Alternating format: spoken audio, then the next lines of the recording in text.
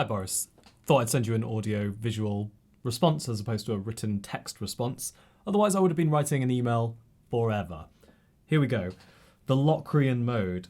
The weirdest mode, the most unstable mode. A famous example used to sort of demonstrate how unstable this mode is if we think about the classic melody.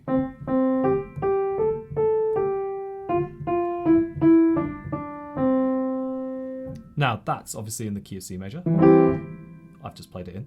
Now let's just transform that into the Locrian mode. Okay, I'm going to do it in the most simple way, visually speaking, and just put my pattern down by one semitone.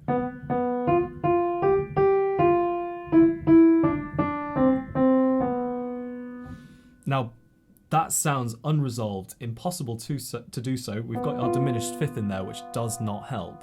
Now the reason why it's so hard to pin down as you say, a chord that's Locrian based is because of that instability. There are so few scales and chords that have a minor second as its sort of bass function. That's why it sounds so dark.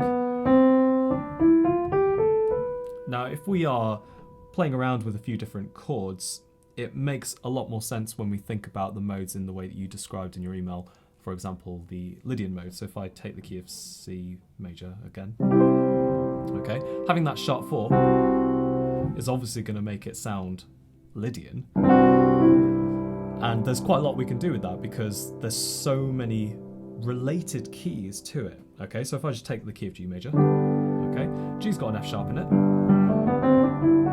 Okay, and so when we move to chord 4 in G major, the F sharp still exists, and that's where that Lydian feel comes in, and therefore the reason why it fits so nicely and it's so easy to incorporate is because of that relationship to G. Okay, C and G are related in the key of G major, and that F sharp exists with both of those chords, which is why it makes it so easy to think of. Now, if we think of a different mode, for example, Dorian, key of D major, D minor, for example. Okay, the Dorian mode, you've got the raised sixth. Now, if we think about the key of D minor, and then we have that raised sixth in there, we've got a G major chord there. So those two are related. And again, that's why that fits easy. And that's why the Locrian mode is so tough to fit into different chords, because there are so few chords that relate with one another with that flattened second. So let's go to C. Okay, the Locrian mode in C.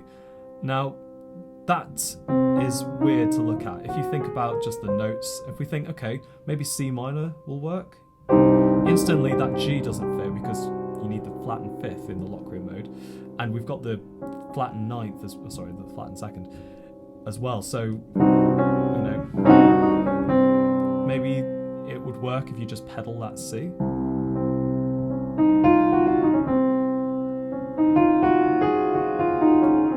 Okay, now it would work if we raised our chord up a semitone.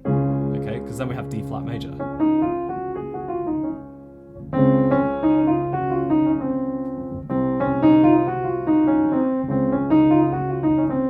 Okay, but unless you're just going to go between D flat major and C diminished, you know, forever and a day, it's not really going to work. So how do we answer your question about what makes a Locrian chord? Well, because the Locrian mode is so unstable, I've not yet satisfactorily discovered any long-term chords that we can use to make a Locrian chord sound. They are, at least in my experience, they are used a lot in passing. So let me give you an example of a chord progression which might use the Locrian mode in passing.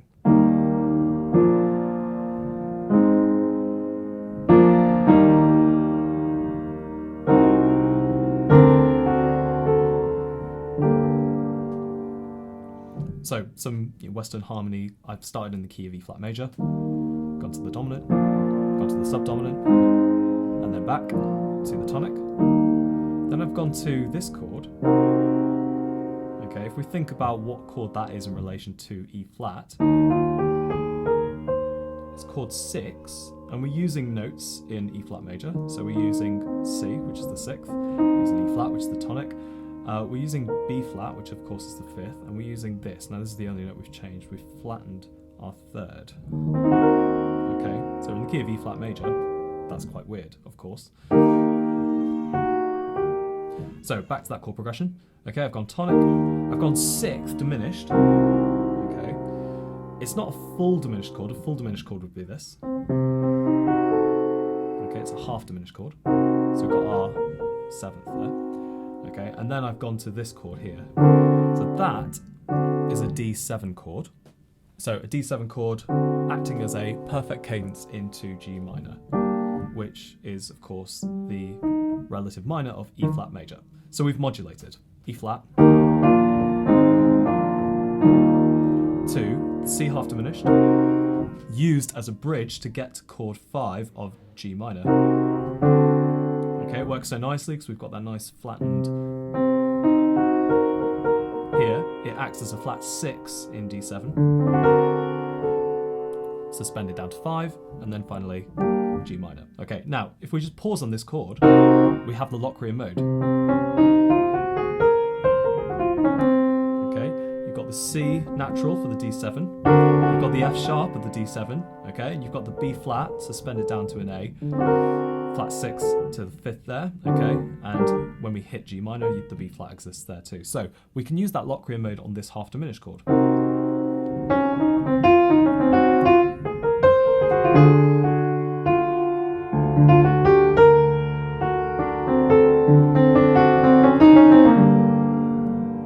Okay, it doesn't work stably, but it works in passing. Okay, it's quite useful in that sense. So if we just run through that progression again.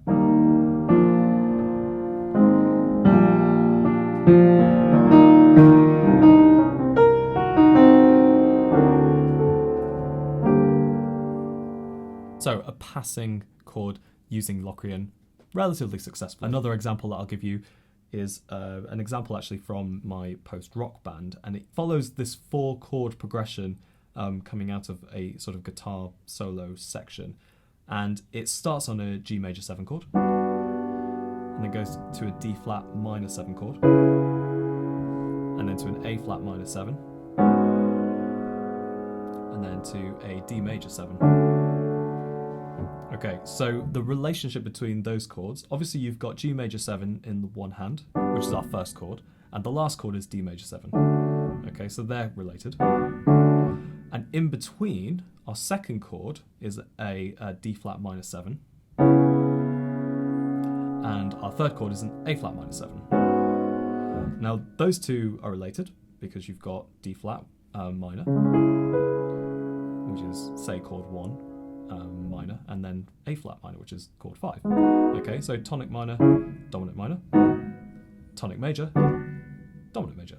Okay, so the first and last chord are related, the second and third chord are related, but in the relationship between the two, let's say G7, G major 7, is related to the D flat minor 7 by a tritone.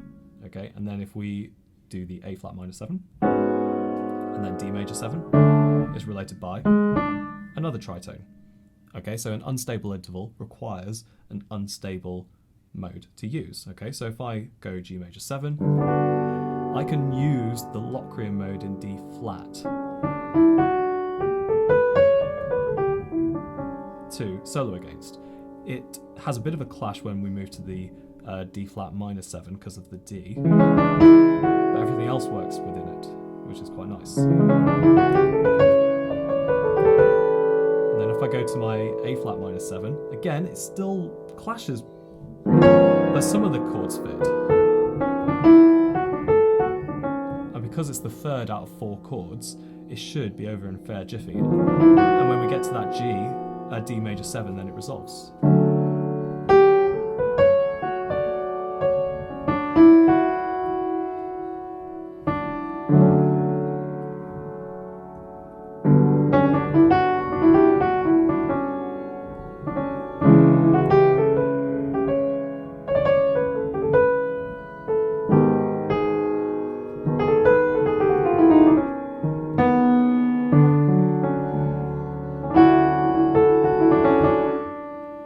So, of course, I changed a couple of notes there to make it fit.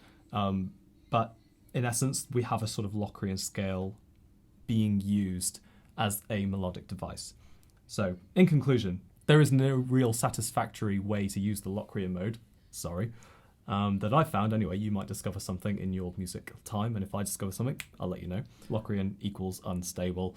Instability means that we can't rest on a particular chord for any particular amount of time. The half diminished is good for transitions. The chord progression, the one that I've used in my group, is related because we have the tritone joining every chord.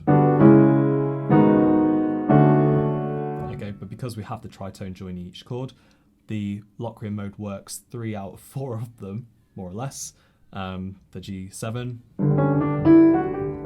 with the D flat Locrian. D flat Locrian works relatively well with the D flat minor 7 chord. The A flat minor 7 less so, but it sort of works a little bit. So we've got the A flat there. And then definitely works in the last one, because the D flat Locrian is essentially the D major scale, and so the last chord is D major. Okay, hence the D flat Locrian. Anyway, take that information, do with it what you will. If you discover something, let me know.